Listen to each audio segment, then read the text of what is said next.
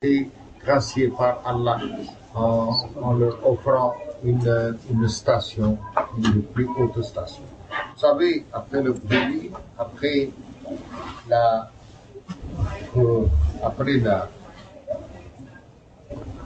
la prophétie soit clôturée par le prophète sallallahu alayhi wa sallam, il y a eu l'époque des Sahaba qui ont continué son œuvre.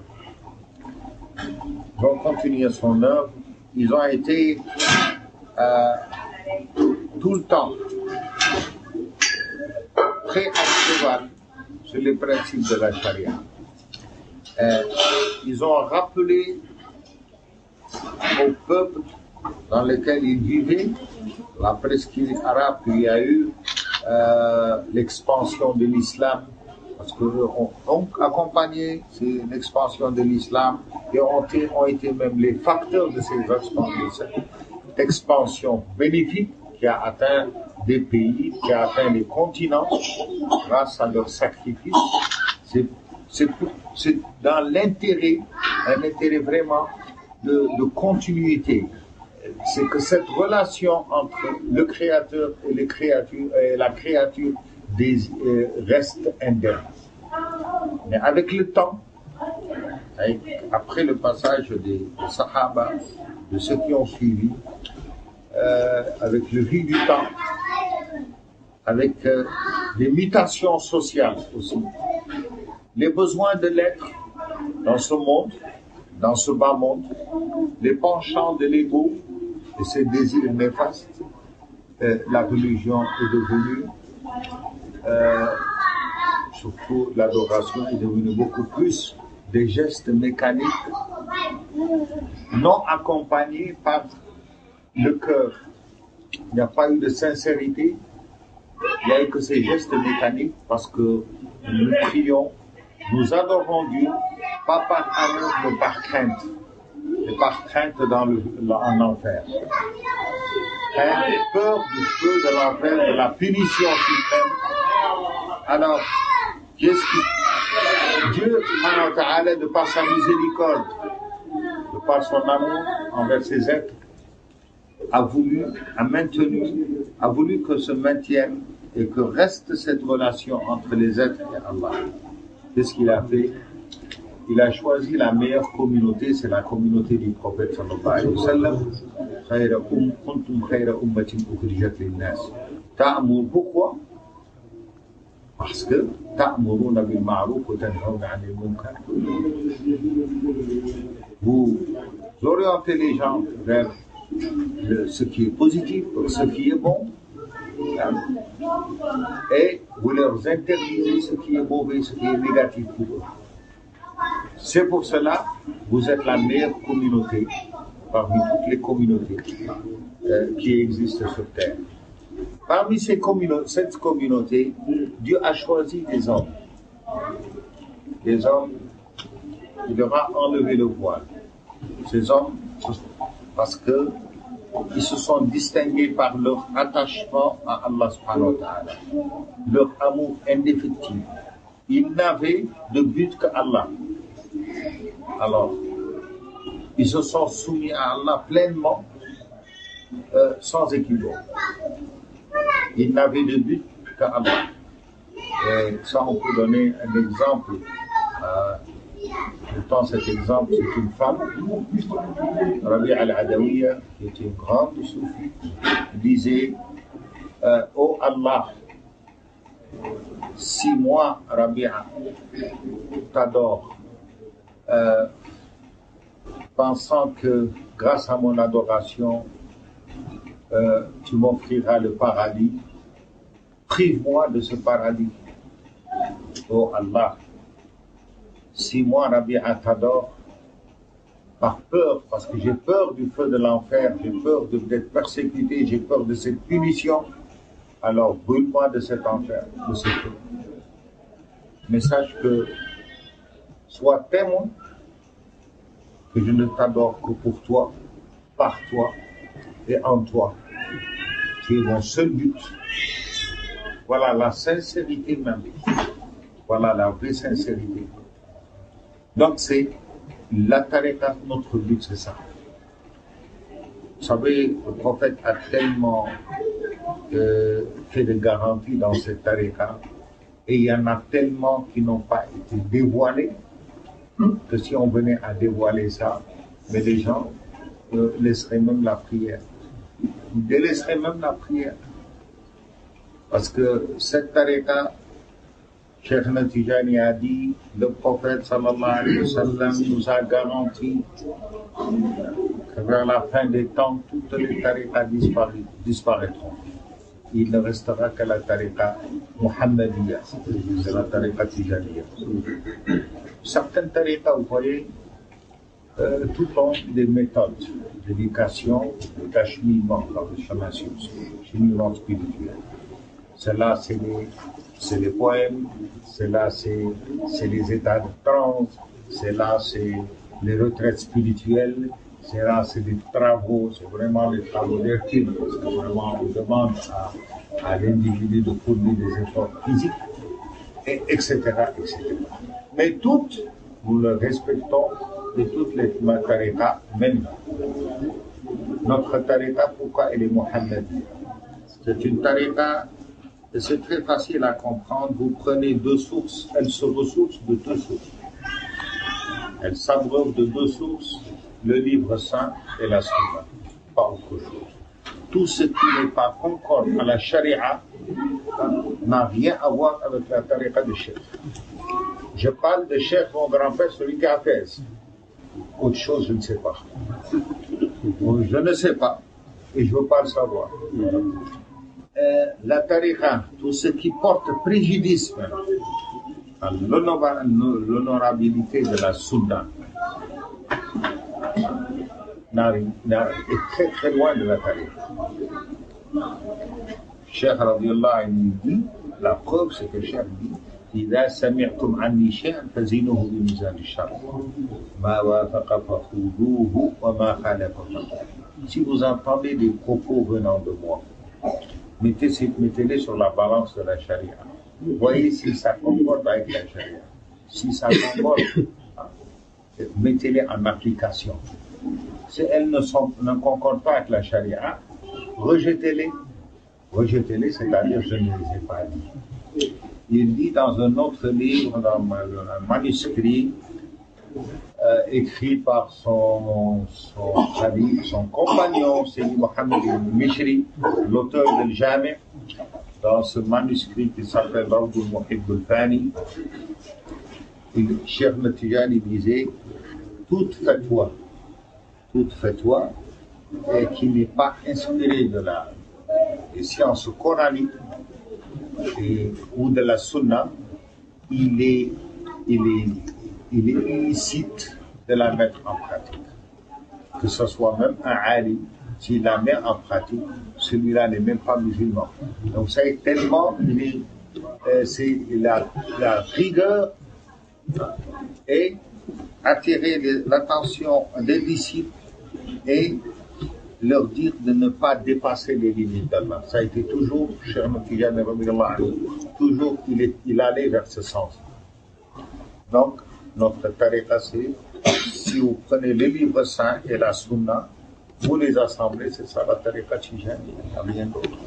Si vous voyez notre tariqa, vous voyez des tariqas, des gens qui dansent, des gens en transe, des gens qui vont jusqu'à utiliser ce que Dieu a interdit, le muharramat, des gens qui ont besoin de, par exemple, d'être dans un état second, qui utilisent des choses pour être dans un état second, etc.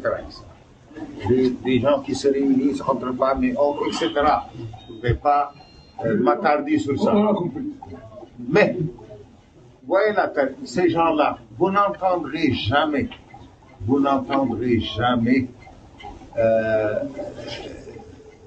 qu'un certain alim, qu'un certain érudit, qu'un certain islamologue écrit un livre pour les attaquer. Jamais.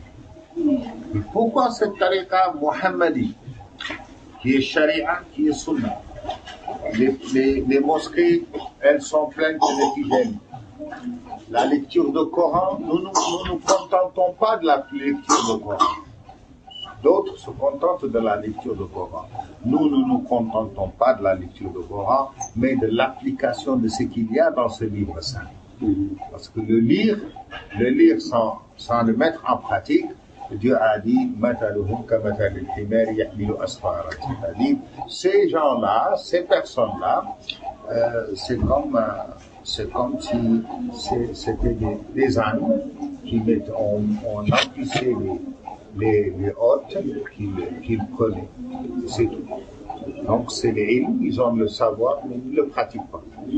Aussi, c'est pour cela que Cheikh Natijani a dit, et ça a été mal interprété par des gens, qu'une salatul fatihi valait 600 fois la lecture du Coran. Ça ne veut pas dire que Cheikh Natijani dit que salatul fatihi est mieux que le Coran, ça ne veut pas dire ça. Celui qui a dit ça, il n'a pas compris. Et Jawahir al-Ma'ani, on ne peut pas le comprendre. On ne peut pas le comprendre facilement. كلام الأولياء لست أفهمه لأنني أنا وهم هم. C'est pas la même chose. Donc, il disait que pour celui qui lit le Coran et qui ne l'applique pas, non, une salatul fatihi est mieux. Il n'y a qu'à faire salatul fatihi. Une seule salat fatihi vaut mieux que 600 fois le Coran que tu n'appliques pas. Arab Bukhari ou Coran, ça c'est un hadith. Il y en a certains qui lisent le Coran et le Coran les maudissent. Ils les maudissent parce qu'ils ne le mettent pas en pratique.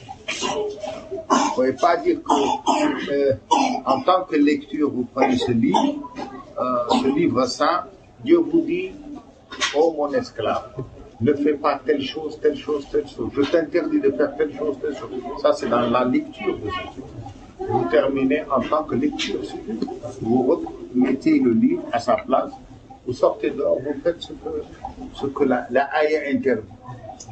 Donc, dans ce contexte-là, Sidi Ahmed Tijani dit une salat al-Fatihi vaut mieux que 600 fois salat al-Fatihi. Pas mieux que le Coran, non. Le Coran, il n'a même pas été créé, le Coran. Déjà, le Coran n'est même pas été créé. Le Coran, c'est un substitut de l'essence du prophète sallallahu alayhi wa sallam. C'est un aspect d'Allah subhanahu wa ta'ala. Mais c'est un aspect de l'essence divine. C'est un flux qui vient de l'essence divine et qui a embrasé pas le monde seulement, mais les univers. Pas l'univers, mais tous les univers. Dans ce cas-là, le respect que lui, vous, Cheikh Natijani est tellement grand qu'il a interdit à ses disciples, ceux qui ne suivent pas le Coran à la lettre, de faire salatul fatihi. C'est beaucoup plus simple et encore c'est moins dangereux. C'est moins. Déjà, salatul fatihi, vous la faites dehors, vous la faites coucher, vous la faites tout est pas Jawharatul Kamal. Jawharatul Kamal a une spécificité. Ça ne veut pas dire aussi que Jawharatul Kamal est, comme certains le disent, je leur dis c'est faux. Jawharatul Kamal n'est pas plus élevé que Salatul Fatihi. Non, parce que Jawharatul Kamal, elle est issue du prophète sallallahu alayhi wa sallam. Alors que Salatul Fatihi, elle vient de l'Ghaib. Elle vient de chez Dieu. Donc ce qui vient de chez Dieu a beaucoup plus de valeur, beaucoup plus haut, beaucoup plus grand, beaucoup plus que celui qui vient du prophète sallallahu alayhi wa sallam. Sans diminuer en rien le maqam du prophète sallallahu alayhi wa sallam. Mais là, c'est Allah subhanahu wa ta'ala. C'est pour cela que dans la 7e Jawharatul Kamal, il nous est donné quelque chose qui n'est pas donné à d'autres, c'est la présence du prophète sallallahu alayhi wa sallam. Ce qui est extraordinaire, c'est que je vais vous dire une chose dans cette tariqa.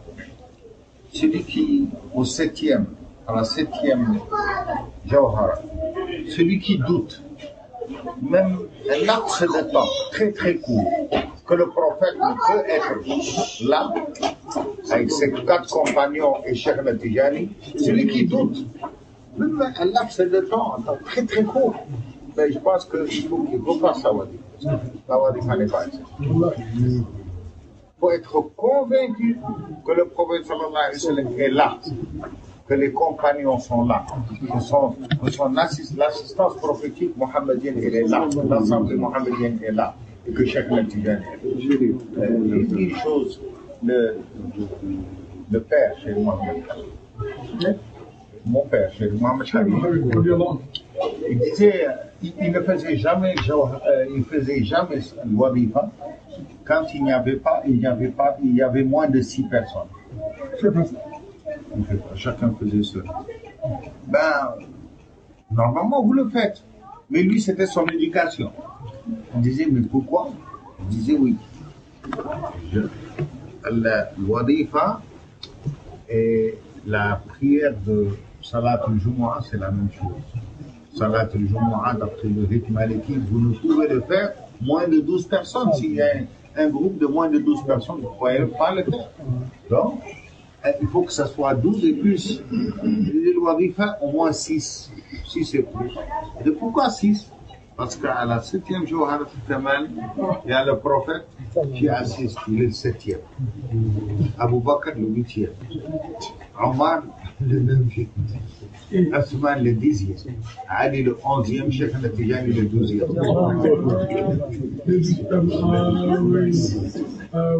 Pour la complémentarité.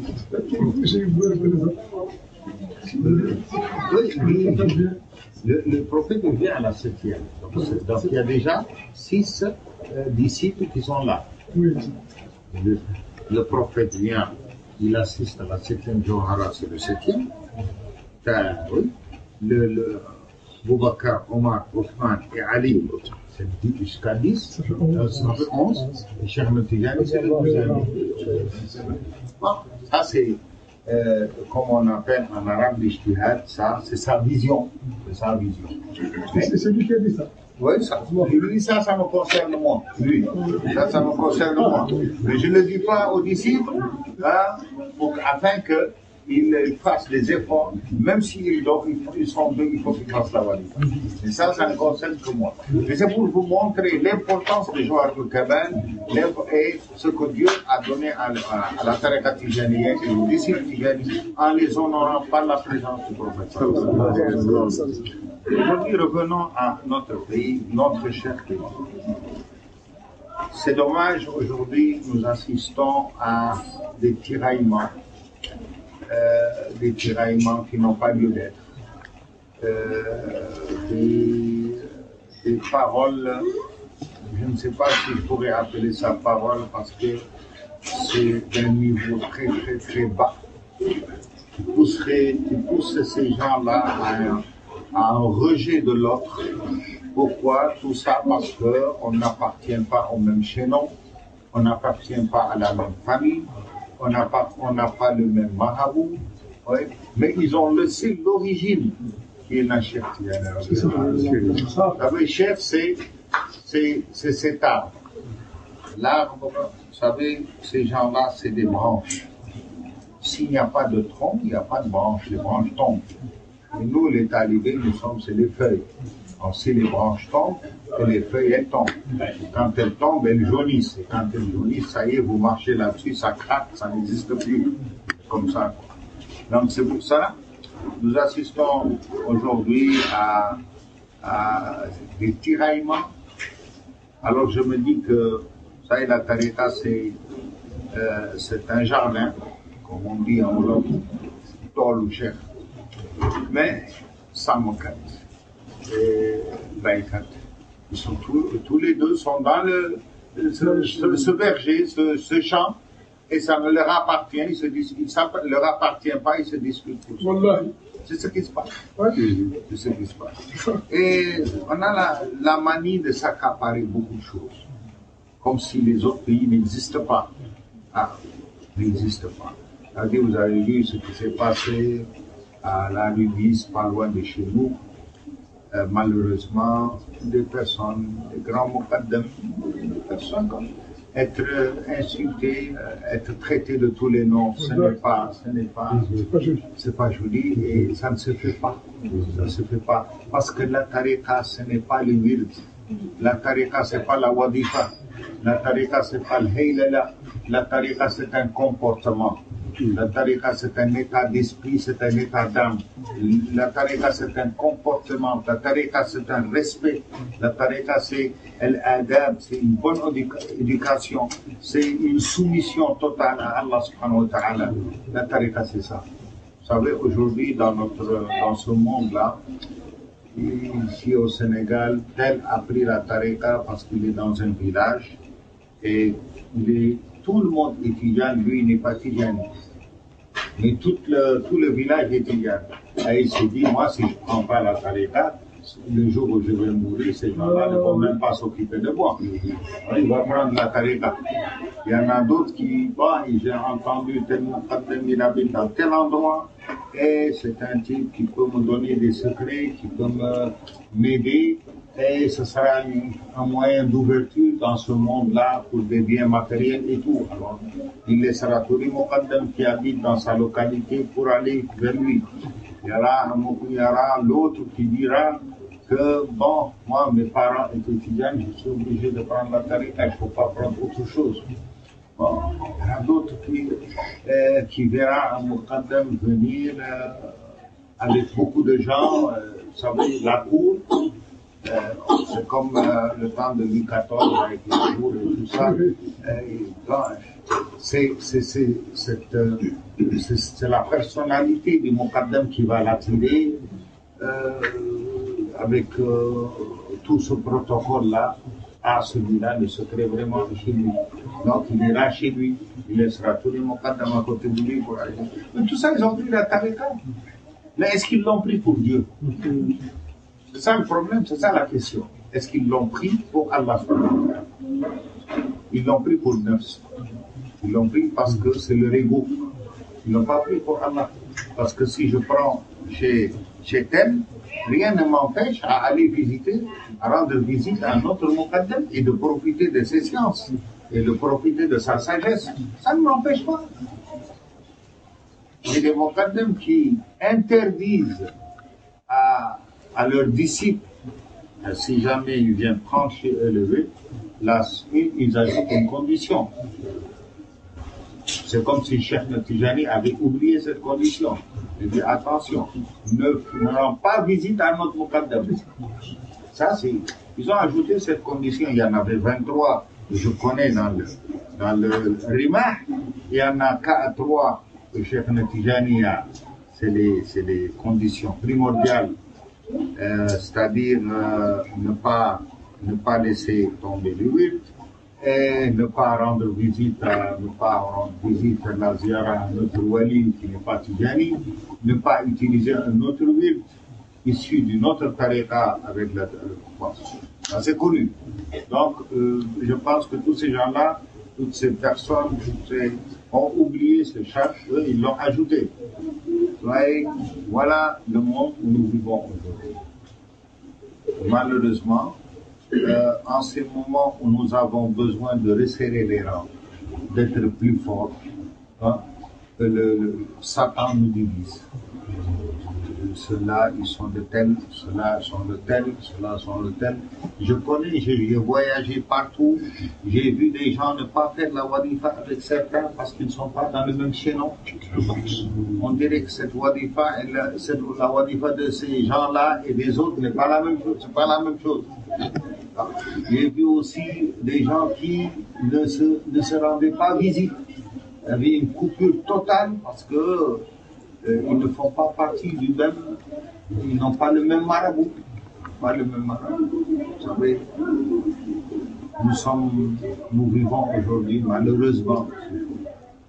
Alors quand je vois des jeunes tels que vous, je pense que tout l'espoir, il est en vous. Les anciens et les gens qui ont une façon de réfléchir positive,